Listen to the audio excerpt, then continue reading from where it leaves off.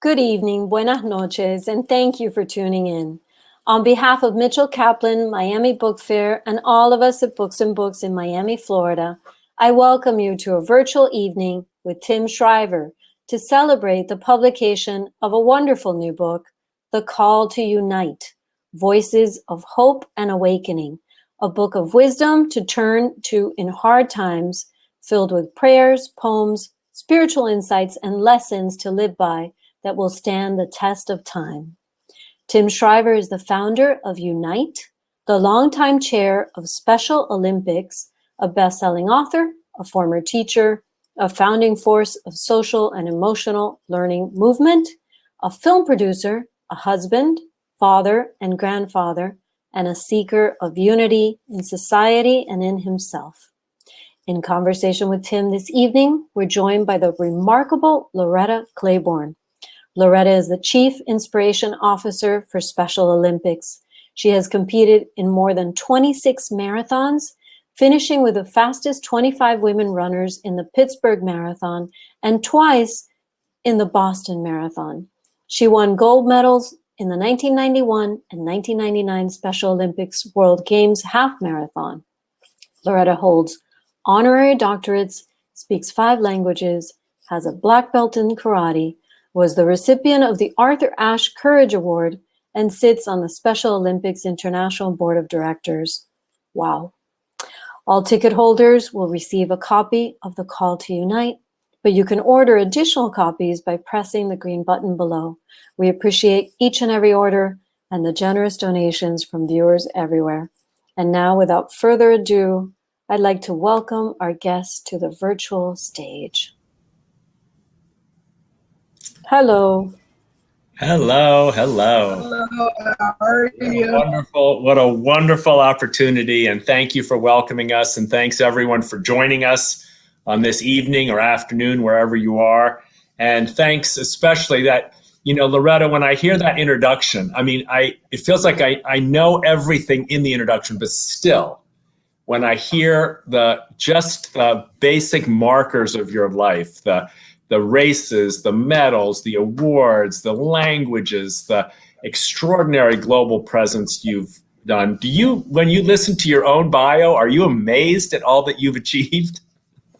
I am amazed, but I'm amazed more when I can do and help others. When I can help somebody, I'm a small gesture. Whether I know them or not, if it's knitting a baby cap, I will never see the mother, I will never see the baby, but I'm helping life. Whether I'm making caps for babies in hospitals or a home or something like that. I'm more amazed of things like that because at one time, my mother was told I was going to be a child that wasn't going to be able to give back. So they told her to put me in an institution. And here, one of the things I always wanted to do, I wanted to do 2 things. I wanted to be a part of something, and I wanted to be able to give back. Because so much along this road in life, I've seen what people have given me, so I would like to give back to others. So Loretta, of course, you defer attention from yourself and share it. That's not just, I just want the audience to know that's not just a good line. That's the way you've lived your life. And in this book, which I'm so proud to be discussing with you, this is, I think it's, I don't know, the 100th or so discussion I've had, but the one I've been looking forward to the most. Because in this book, there are extraordinary figures. Oprah is in this book. T.D. Jakes is in this book. Common and Jewel are in this book. Amy Grant and President George W. Bush are in this book. Julia Roberts is in this book. Maria Shriver is in this book. My brother Mark Shriver is in this book. But there's only one person in this book who can claim what you claim at the opening of your section, which you title A Wave of the Hand, a Nod of the Heart. A wave of the hand, a nod of the head. I want to just read it for people who don't know you as well, because I think it says something quite extraordinary. Just one sentence. People are experiencing social isolation today like never before. Right there, you've already spoken to me, all of us, like never before. Pastor Rick Warren says we've experienced a tsunami of grief. And you point this out in your first sentence. But you say people with intellectual disabilities experience social isolation all their lives. It's a staggering sentence. For those of us who feel the pain and the struggle of this year, to be able to listen to and hear from you now as someone who has felt that way your whole life, and all of your brothers and sisters, Special Olympics athletes, what you're telling us is that there are millions of people right in our own neighborhoods who have felt this way their whole lives. Yes. And it's one time I was at the store, and a guy walks in the store and he looks at me and he says, "Oh, what do you think about this thing about you got to stay in your house? And I know that's hurting you, Claiborne." And I looked at him. I said, "You know what?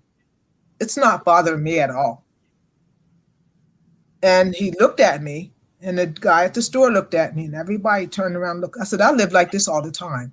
It's going to be hurt you when it's going to hurt me. I know what it's like to be by myself. I know what it's like to be in a group, and everybody says I'm a part of the group, and nobody even talks to me."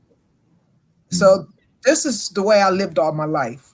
Does the pandemic bother me? In a sense, it does. It bothers me that I can't shake hands. I love shaking hands. Some people love the hug. It bothers me that I can't go slap my hand to a student in a school. Let's give a fist bump or something. That it bothers me. But day in and day out, I don't let this bother me, because I just came from the tennis courts all by myself, hitting the backboard for over an hour. Plus, I walked up by myself. I stopped at the store to get some water, and that was it. I'm like this all day. I was here by myself, other than going to visit an elderly friend who's sitting in a home. They opened the doors up that we can go because I had both of my shots. So, living through the pandemic is everyday life for us people who have intellectual disability. So, Loretta, in the book, there are many people who offer recommendations, and that's why I feel like this book is like a companion that my name is on it, but really I want to be clear. This is a gift from over 100 people like you to people you don't even know. It's people's attempt to say, here's something I've learned from the heart. Here's a gift I want to share with you to manage this tsunami of grief. Here's a strategy. And one of the strategies that comes up here, the great singer Jewel talks about it, is in the face of anxiety, she writes, her hack, she calls it a hack for anxiety, is gratitude. It's a practice of gratitude. But how does that strike you as someone who has been, in a sense, so often treated badly? Can you still practice gratitude? Isn't it easier to practice anger or outrage than gratitude? I lived my life, and it wasn't for the people who came into my life or the things that came into my life, such as Special Olympics, to give me that opportunity to say, come in, you can play.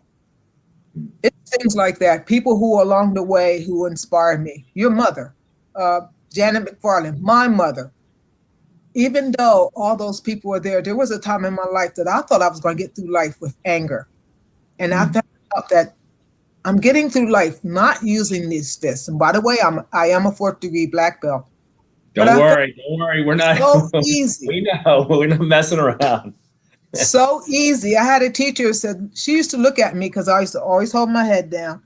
And she says, "Loretta, smile. It takes less muscles." In fact, that teacher just died back in December of COVID. That same teacher. And it took me years to understand that. Smile, it takes less muscles. Well, when I found out to have gratitude, to take care of myself first, to have respect, like the coach said to me, "Loretta, you're not going to get places in this life unless you learn to have respect for yourself. Then you have respect for others." And that coach was right. That teacher was right. Your mother was right. So now that I had learned how to have gratitude, I'm hoping that instead of getting so angry nowadays, I'll go out and run, or I'll go out and try to find somebody I could talk to, or I'll sit and knit. Now in my neighborhood, after dark, I'm not out. So I'm in this house by myself. There's nobody to talk to. So I look up my phone book and I said, okay, I'm going to call so-and-so. It helps me develop more feeling. And people need each other. We can't live in this world angry. And it took years and years and years to learn it. So I'm hoping that if some mother is on a call or on this particular Zoom, that she would read this book, because she could be going through something, or she has a child that's going through something. My grandnephew's mother called me and says, Loretta, you need to come over and talk to him. I would love to, because he's getting bullied and he's starting to act like I. And I said to my niece, I said, I know what he feels like. I said, because I was the same way. The only difference is this child is very bright. I was not very bright. Oh, yes, you are. Oh, yes, you are. It's what you have in and a how different you way. use it. There's many forms of intelligence, I just want to say, and there are many forms that lots of people have. Very few people have the intelligence, the wisdom, the depth of understanding, the vision that you have. So some people might call it EQ, like emotional intelligence, but I think you have something even bigger than that. But so you just said something so interesting to me. It took you a long time to shift our country, but right now this is why this book, I'm only holding it up because I just want to point out that young man that your friend, or was it your cousin, asked you to come speak to. It's my grandnephew. Your grandnephew. I'm hoping, so after this is over, send me his address, because I'd personally like to send him a copy of the book. He's just a little kid. That's okay. He's only 8 years old. A lot of the chapters are just a page long. We can also send him my brother Mark's book, the Hidden Heroes book, which is wonderful. I'm going to let her read my book. Okay. I'm going to let her read my book. Because you want to be careful, making sure that everybody, the book we gets a lot. shouldn't have to go through it. Our world is in that tsunami. Say that again. I didn't hear the last thing you said. Loretta? Uh-oh. Uh-oh. I said, our world is in that terrible tsunami now. When you look at yes. Uh-oh. We lost a little bit of Loretta. Yeah, it looks like we lost her, but she'll be back. Well, Loretta was just commenting on what Pastor Rick Warren says in the book is the tsunami of grief. And he writes about this very beautifully and quite personally, I might add. And this is why I think the book is such a beautiful gift for people, because in the book, he says, if you're struggling, email me. He puts his email address in the book. You know, if you're in pain, if you're thinking of taking your life, email me, reach out. We don't want you to feel alone. How many people over and over in this book, Pastor Bishop T.D. Jakes writes this beautiful word. I want to invite you to comment on this, Loretta, if you would. Pastor Bishop Jakes says, pain always leaves a gift. He doesn't say that pain is a gift, but he says pain leaves a gift. And I want to ask you, as we we all hope and pray to the end of this pandemic, there's been a lot of pain. Yes. Do you think it's leaving? Is there a gift that we can take from this very painful time? Is there something that we've learned, something we need to change when this is over? You know, I think there is going to be a gift, and hopefully the gift is going back to normancy. But before we do that, we look at all the good things. If you watch TV, if you watch the news, it's all the bad stuff. And then all of a sudden you see something where some child is doing a small good gesture, or making a card and waving, or saying hello to somebody on the street. Small gifts. I think we can come back. I think we can unite. And I hope that after this pandemic, it teaches all of us a lesson. We need each other.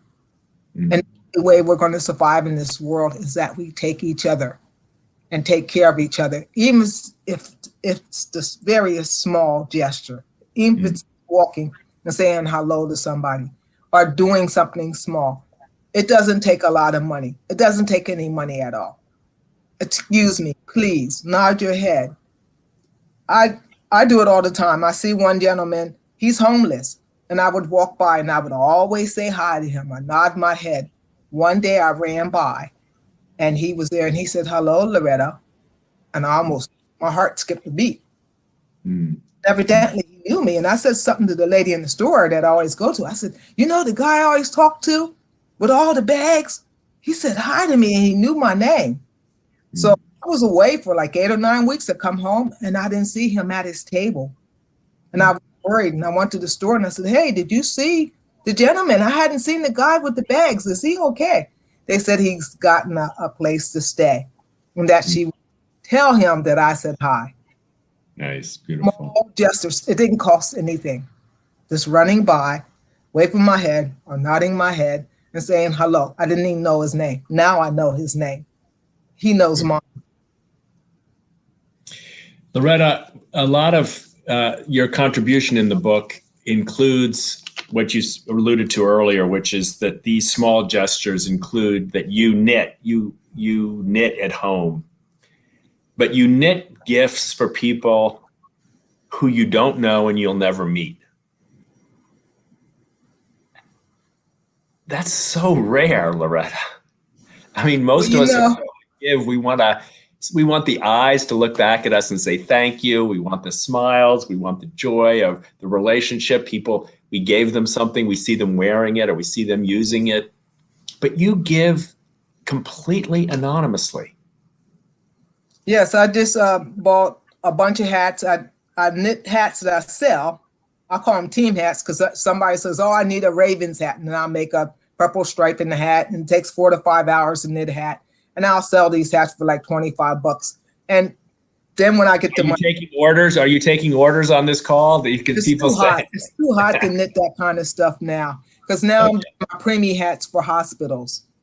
So I'll knit these hats and then I have money here for the Crispus Attic Center. I will never see that. I don't know those kids' parents, but I want to make sure that those kids, no kid would be able to have a pair of shoes or a shirt to give back to them. Because I know along my time, my mom, I remember we had a gentleman that came and knocked on the door and my mom looked in the door and says, "Hello, who is it?"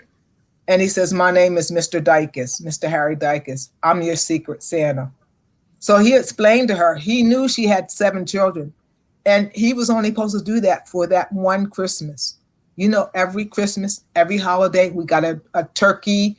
We got the dressing for the turkey. Every kid's birthday, we got cake. We got a $5 bill. And as we got older, for all 7 of us kids, he was only supposed to do that once. And I want to model myself after Harry. He was able to give back. So I want to be able to pass that on. The same way like your mother, when she created Special Olympics, it didn't cost my mother not 1 penny of her welfare check. It was absolutely free. And what did it do? Yes, it gave me a chance to be a part of something I've always wanted to be. Everyone wants to be connected. I wanted to be a part by being an athlete. That was one of my dreams, to be a doctor. I knew that wasn't going to happen, a veterinarian actually, or a nurse. And I knew that wasn't going to happen. But to have that great opportunity given to me by somebody I didn't even know, didn't cost 1 penny. So I want to give those gestures back. And that's how we unite, by doing something for someone else. It's a beautiful lesson.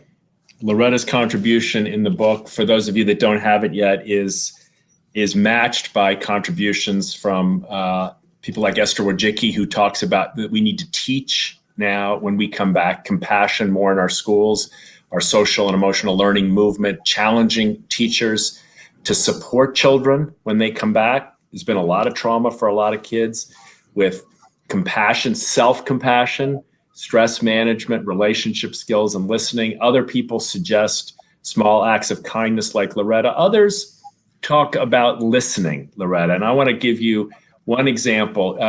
Dr. Rita Walker, a mental health expert in the book, offers ABCs. She calls them, here's the ABC of strengthening, and uniting. She refers to A is assume you can help. That's number one, which already a lot of people don't think they can help anyone, but you've just given us a beautiful example of how you can help with no money and no skill and no special gift, just your heart, your eyes, your gesture, your voice. Assume you can help. B is be a good listener. That's hard, right? It's easy for a lot of us to talk, harder to listen. And then C is the hardest one, I think. It's cancel judgment. A for assume you can help. B for be a good listener. C for cancel judgment. You've traveled all over the world. You've met people from countries, religions that are very different from your own. How do you learn how to cancel judgment, not assume that these people are your enemy or too different to belong? How do you do that? I don't know. It must be a blessing from God. I really don't know. It's got to be someone greater than I who's given me a blessing. And I also know that even within my own circle or my own house, we talk all the time. And I remember my mother, and we were talking about something that happened in the family, and I turned around, we were playing cards, and I said, you know what, Rita, I look at it like this. I'm not the judge nor the juror. I let that up above. She says, well, what do you think about that? I said, I can't be the judge nor the juror. I'm sorry. I don't have expertise. You ask the man up above, and he'll tell you. I'm not a big churchgoer. You don't see me walking around with my Bible in my hand. Faithful believe before anything. Everything was given to me by God. All those blessings. So if I can't share some of those blessings, then I have a problem. And no matter who we are, there are times in our lives where we judge. And a lot of times somebody says, oh, you're not prejudiced. I said, I am prejudiced. Guess what? I don't like white bread. And multi-grain bread. So even if we don't like the dresses somebody's wearing, that's still a symbol of prejudice. Oh, I don't like what she got on. She looks like a hoochie mama. But yourself. I didn't say that. So it's this a statement of judgment. So we all judge in some aspect, whether it's small or whether it's big. We hope that our judgment is kept to ourselves. And if we can do that by listening first, then we have no problem. And I will tell you quick, there was many a times when I judged, but I had to learn from those bad times to turn it around and make it the best that I can make it. Because if you're a human being, like a kid asked me in Abu Dhabi, I'd never forget this as long as I live. October. You were in Abu Dhabi for the Special Olympics World Games in the middle of the Arab Gulf, in the middle of this very, very distant. Actually, I went back. Yeah. I went back after that for a school conference. And I went to schools. And I'll never forget this kid at the school. He turned around and he stood up and he says, Miss Loretta, Miss Claiborne, have you ever told a lie? And I'm standing there and this place is full of kids and the teacher, and I could see this teacher going like this. No. I said, you know what? If you're a human being, everyone who has told a little story, everyone, if you live enough, and I'm going to give you an example. If you have to tell a story to make better for somebody else, it would be okay. I don't want you to go out and tell stories that's going to hurt somebody else. I said, yes, I have told a lie. And I gave an example about being on the bus, waiting for the bus, and two people were ahead of me, and the bus pulls up and the driver stops and he says, I got 2 seats on this bus, and the 2 people were so engaged into their phone. Finally, the driver says, okay, one more time. I put my hand up, and really I lied. But those people was not interested in those seats, so I took the seat. So it was either me standing there for another 5 hours because those 2 people wasn't thinking, but I needed to be at my stop for these people to pick me up. So It was for If my that's own the right. if that's the only lie if that's the nature of your lies, you are even more holy than I would have even guessed. So Loretta, I want to press you on this one thing though, because it's so fascinating to me. You said that everything has been a gift. Yes. Everything has been a gift. And we talk, Donna Hicks, who's a social scientist, writes in this book. She's worked with peace builders in places like South Africa and Northern Ireland, people who've really tried to unite after very violent wars. I mean, maybe in some ways it's like our country now. We're trying to unite after very, very painful divisions and oppressions even. She writes that you have to, in order to build bridges, heal relationships, you have to accord to someone else their dignity. Because she suggests that dignity is given to us. We don't earn it. Mm-hmm. It's what we have at birth, our dignity. And that when we violate someone's dignity, when we, in a sense, say to them, they haven't got that, we try to take it from them, we violate it, we create the most outrageous pain and backlash. But when we give someone their dignity in the way what I heard you say was, I have received all these things. They have been a gift to me. And so you, in a sense, recognize that and give back dignity to others as a way of passing it on. Am I learning? Am I getting it right? I think, yes, you are learning. You know, and even during this pandemic, it's the whole thing about wearing a mask. One day I'm standing in the store and this guy comes in and he looks at me and says, "Hey, Claiborne, what you got the mask on for? You believe in this stuff?" And actually, it was a cousin. It was a cousin to my sister. Mm-hmm. Said, "Yes, this is no joke." So he looked at me and he turned around. Oh, I said, "Really? You should have a mask on." He goes, "Oh, well, I ain't wearing no mask." And I turn around and I find, you know what I said to him nicely? He says, "Well, that's my right." I said, "But your rights stop when you hurt somebody else's rights." Mm-hmm. Your rights stop. My rights stop when I pull down that mask and I stand in that store and I sneeze or just talk loudly and spread this stuff around. My rights stop when you disrespect somebody else's rights. Yeah. So in a sense, wearing a mask is an act of dignity, Donna Hicks would say in the book. And this is why one of the reasons, Loretta, I love this book so much is because we get social scientists who are talking about uniting from the point of view of real scholarship and academics. We have ministers, many, many people from faith-based movements. I want to ask you, and then we have artists. So one of the artists in the book is Common. You know, he's a hugely successful recording artist. And I want to tell you one of the things he says, because to me, it sticks in my mind. And he writes and he sings on the show, but he writes in the book about finding the source of love. And he said, the sound of angels is what our souls hear. I think it's so pretty. The sound of angels is what our souls hear. I wonder what that means to you. Do you feel like that? Does that sound true to you, to your experience, that your soul, your deepest soul, somehow can hear something that sounds like angels? You know, I never experienced that, but I've experienced it in other ways. Sometimes I'm sitting here and there could be somebody singing, and that gives me that sound of angels. They could be singing a certain song, and it gives me that sound of angels. It depends on who's singing the song. And other people could sing the same song, and it doesn't. It doesn't say anything to me. On the 50th anniversary of the Special Olympics movement, Loretta, you signed as the song "Imagine" was sung.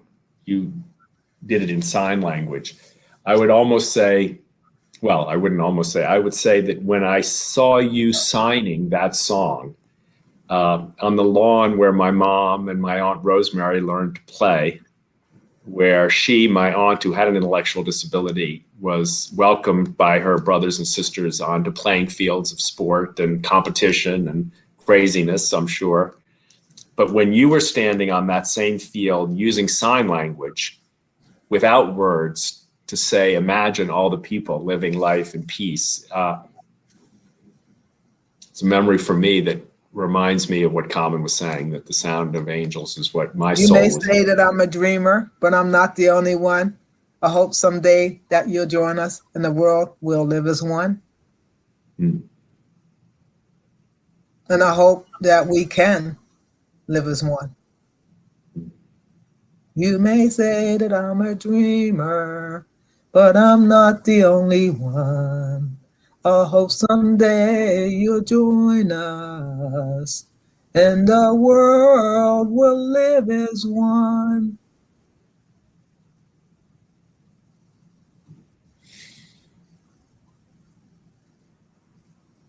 And I can't sing.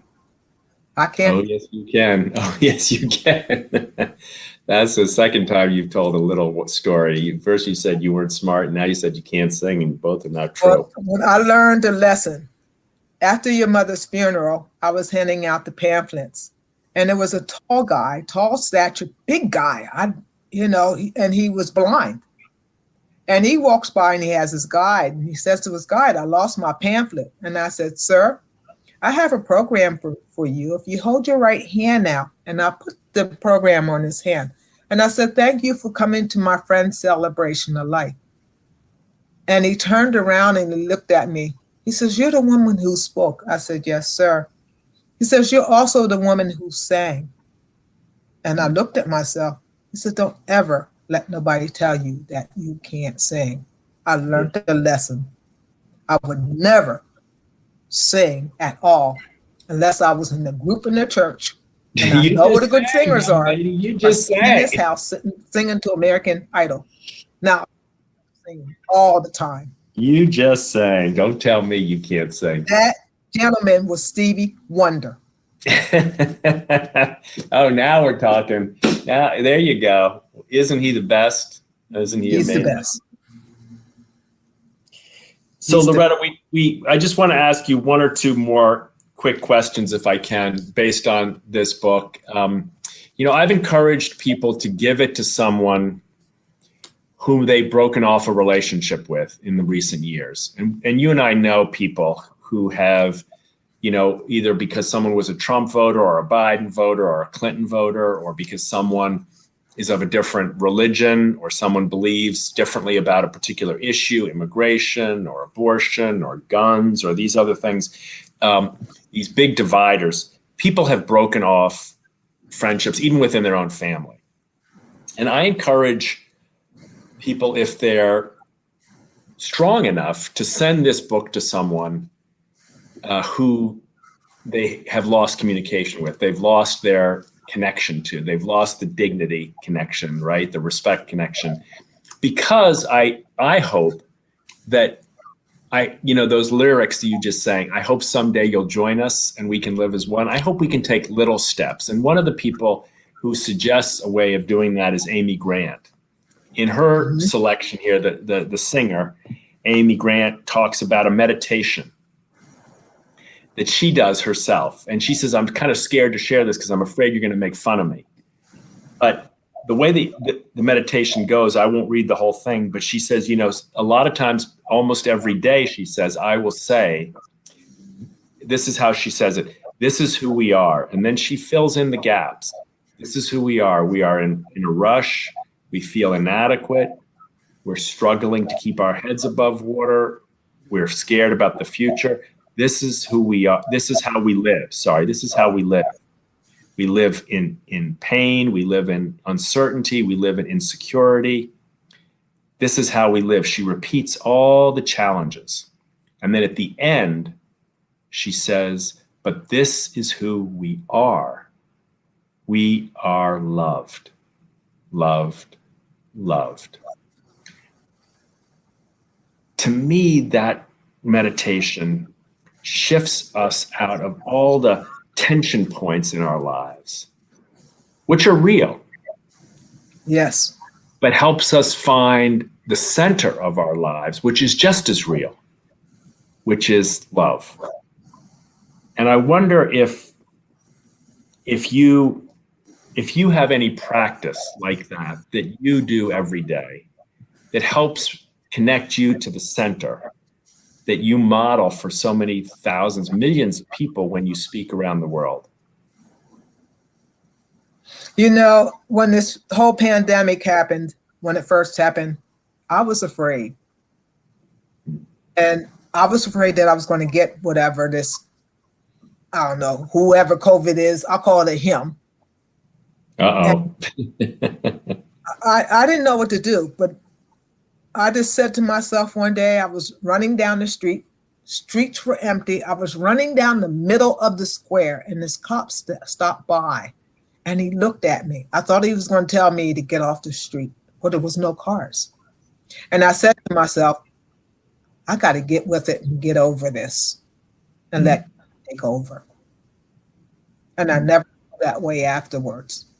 I was so fearful and so depressed. My hair actually, I don't know what happened, but it was this distress. My hair didn't feel right. I didn't feel right. And then finally a friend says, Loretta, we're going to get somebody to pick you up and meet you halfway.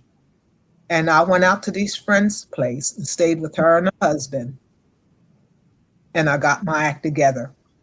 Went to church in the parking lot in the car. When I came back, I was anew. And we do need each other.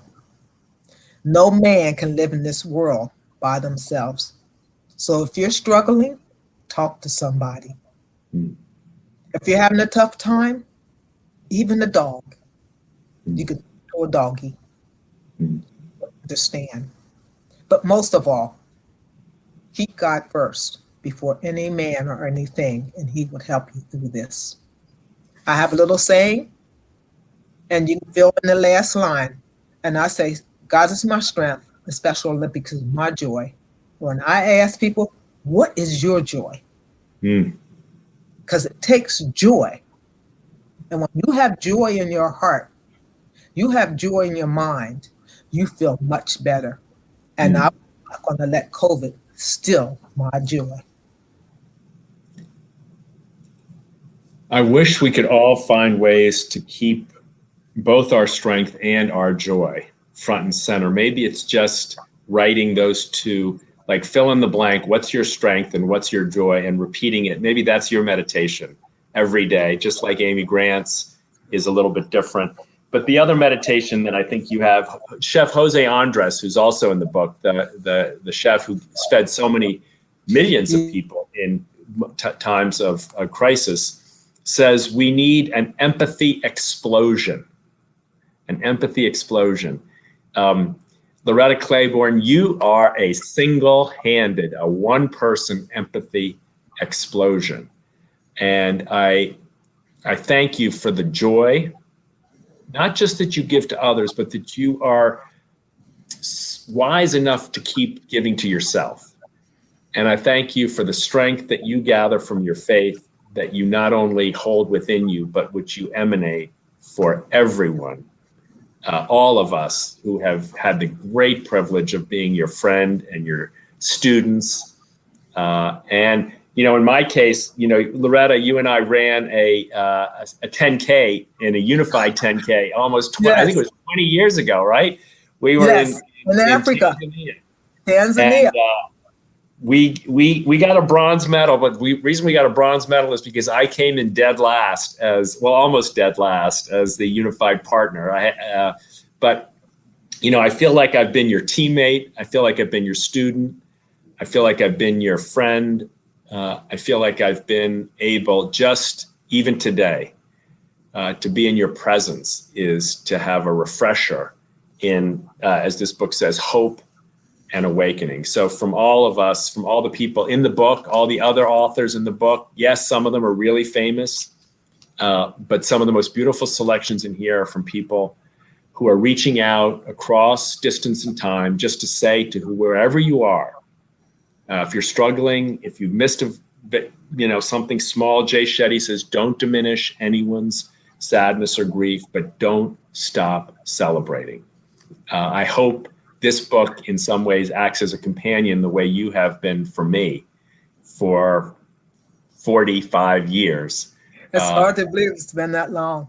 I know. And nobody can believe, I won't even say your age, but you talk about your hair. I wish if I could just get my hair to be as perfectly. Actually, when I stress, my hair actually turned like a brownish color. So I met this little friend called Lovely, and it made my hair what I call lovely. And Nice. how would you color your hair? It's not natural. I said, well, if I feel good, that's why I do it. That's natural. I love it. I love Somebody it. else. That's giving me permission to go get some I men's feel hair good. now, or make gray hair now, or something like that. So I know we've maybe had some questions. I'm not sure how this works on the call, but I could keep asking Loretta questions for hours, but I want to see if there are others who want to join the conversation. We do. We have a few questions from the audience.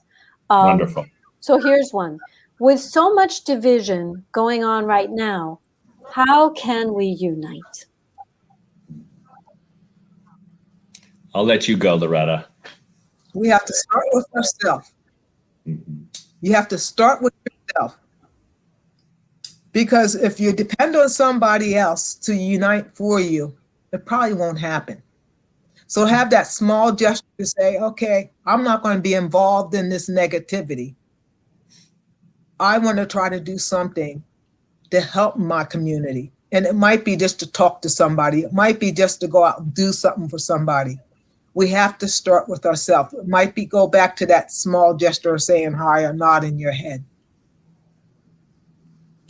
Yeah, and I'll just add, Loretta, I think the one thing it's good to remember is that the vast majority of us are not hateful towards other people. In fact, the vast majority of us are starving for respect, for connection, for unity, for being, like in the words of the Loretta sang, to be as one. So it sometimes looks like if you want to heal your relationships, you're just a minority. Everybody else wants to fight. It's not true. It's not true. We've seen this in polling data over and over and over again. Most of us want an end to this. So I would say, here's one step, and I don't mean to be cruel to people in the media, but tune out people who are passing out outrage and hatred all day long. Just don't turn it off. Now you say, well, where am I going to get my news? Plenty of places. There's plenty of places to get information. You don't need to buy into what Arthur Brooks in this book describes very beautifully as what he calls an outrage industrial complex. $100 billion business selling hate every single day. Turn it off.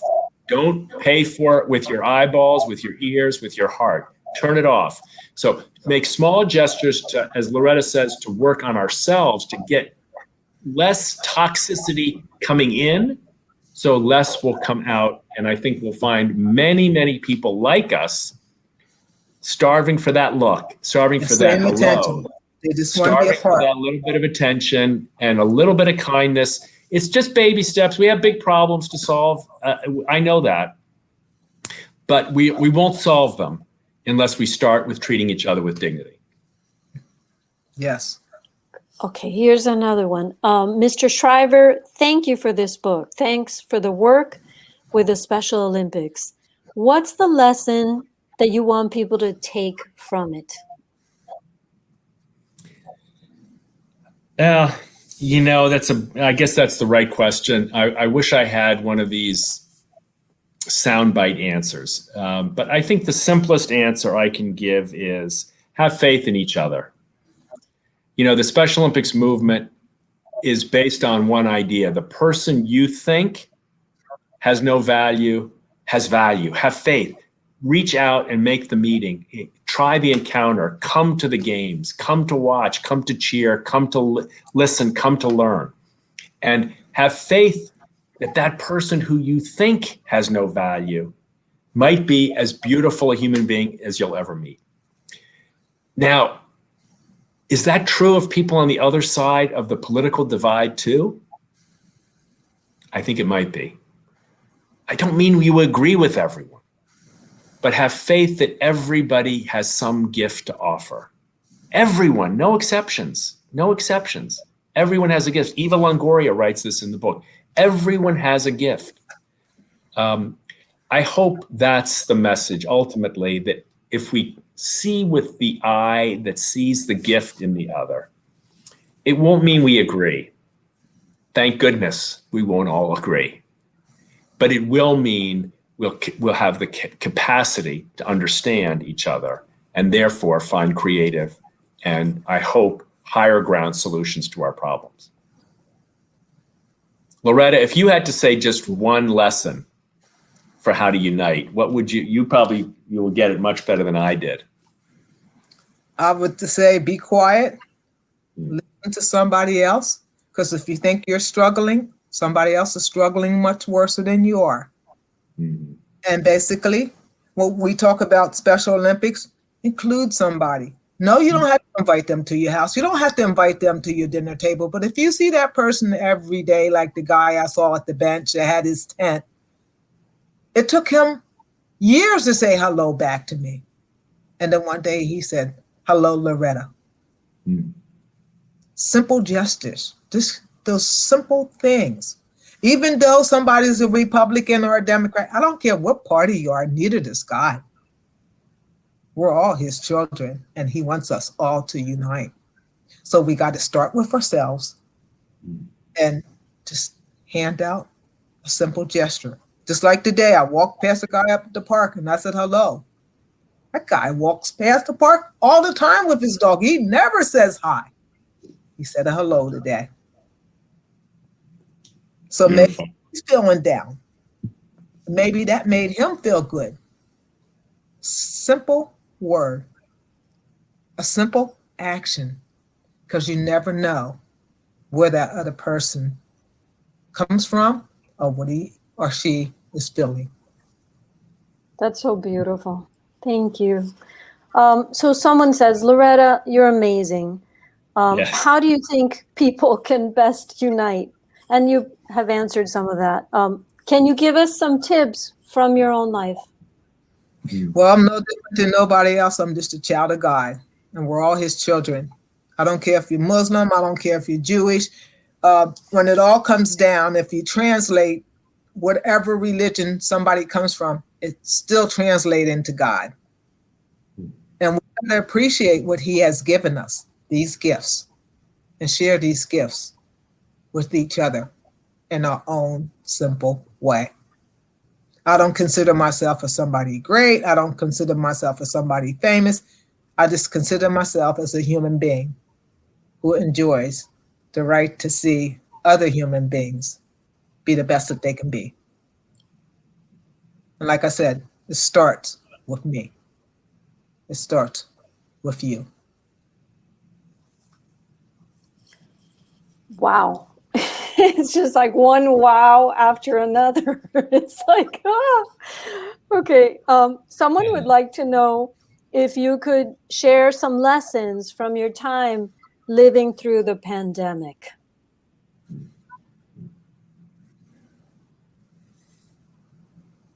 Is that for Tim? That's for you.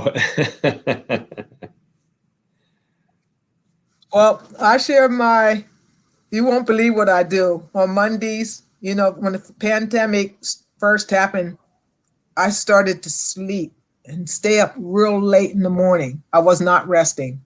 And then I would sleep to 2 o'clock in the morning. I would wake up real early and just lay in the bed. And I said to myself, I got to do something. I got to do something. So I started out, being my age, I qualified to go to what they call a senior citizen class. So I started. Which no one can believe right now that's looking at you. No one can believe you're qualified to go to a senior citizen class. But go ahead. Sorry, I interrupted you. So on Mondays, I said, I'm going to do something. I have to get out of this. So now on Mondays, I take a spin class. I just started this week. I take the silver sneakers class. I ride my bike to there, ride my bike home. So I'm in the Y at least 2 hours and a half. And then I got involved. Special Olympics was very gracious to have what they call a fit challenge. So I make sure I'm outside walking all this daylight. I'm enjoying it. this afternoon, I talked to you folks about the mic. I left here, got my tennis racket. I walked for a mile or two, and then I ended up at the park, hit balls for an hour, and walked back home. So I try to keep myself busy during the day. And at night, it does get depressing, but then it doesn't to me. I turn on the TV. I don't have no kind of stations. I have an antenna, and I sit there and I knit. And I think about the little babies or the ladies who might need the insert for their bras who lost their breast to cancer. So I try to get through this pandemic about thinking about my mission to help others. And that's how I get through this pandemic. You know, Loretta, one of the things you've pointed out here, which is so important, you know, we sometimes talk about spiritual themes or political themes or mental health themes.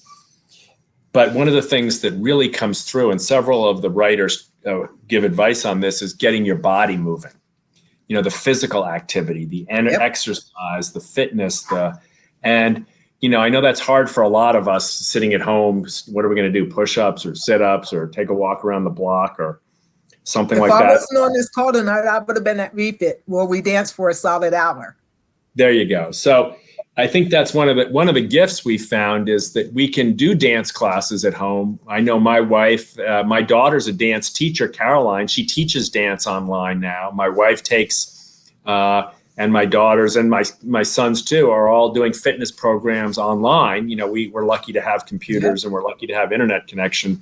So keeping our bodies moving is a really important way of connecting with where we are and keeping our physical strength, helping to strengthen our emotional and our mental and our spiritual strength too. So I think that's really good advice. I just would add one thing I think I've learned during the pandemic that I don't want to change, and that is the power of good quality time. I think sometimes I know that sounds like an old lesson. God gave me this body, and I call this my temple. Good. Yes. It's a good. You got a very good temple in terms of your capacity to perform athletically. That's for sure. Just make one quick point. A lot of us move very, very quickly before the pandemic. We're racing out the house in the morning. We're racing to work. We're racing to meetings. We're racing to a lunch. We're racing to the store. We're racing home. We're racing to put food on the table. The slowing down, for me at least, was a chance to be more present. And I was forced to do it.